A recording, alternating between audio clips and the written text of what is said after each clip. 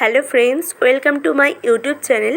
So আজকে Friday ছিল, তো তোমরা সবাই জানো যে কলকাতা জুড়ে থার্সডে ফ্রাইডে প্রচুর বৃষ্টি হচ্ছে।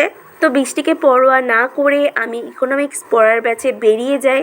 তো অর্ধেকের বেশি রাস্তা যাওয়ার পরে জানতে পারলাম যে ম্যাম আজকে পড়াবেন না। তো আজকে আমাদের পড়ানোর কথা ছিল 6:30-এ, যেটা উনি সকালের দিকেই জানিয়ে দেন।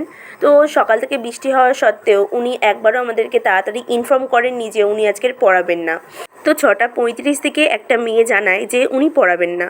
তো উনি যখন গ্রুপে মেসেজ করে তখন প্রায় 7টা বাজে। তো উনি গ্রুপে মেসেজে জানান যে আমরা যেহেতু সবাই যেতে পারছি না, তাই জন্য আমাদের ক্লাসটা আজকে ক্যান্সেল করে দেওয়া হয়েছে। তো আমি যথারীতি ওখানে জানাই যে আমি প্রায় পড়ার কাছাকাছি চলে এসেছি। তো উনি জানান এটা যে আমি কেন ওনাকে কল করে আসিনি। তো আমি এই জিনিসটা বুঝতে পারলাম যে ওনার কোনো রেসপন্সিবিলিটি নেই।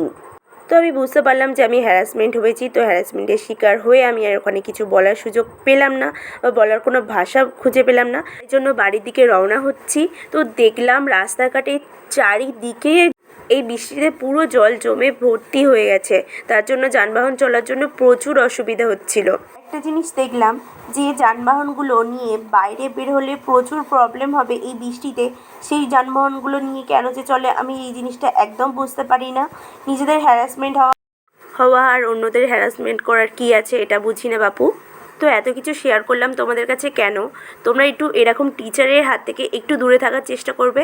তো এই কুমোরটুলির এখানে এসে দেখলাম যে প্রচুর বৃষ্টি হচ্ছে, তাই একটু ওয়েট করে বাড়ি চলে এলাম। তো আজকের এই পর্যন্ত এই ভিডিওটা ভালো লাগলে এটা লাইক করে দিও। আজকের মতন টাটা।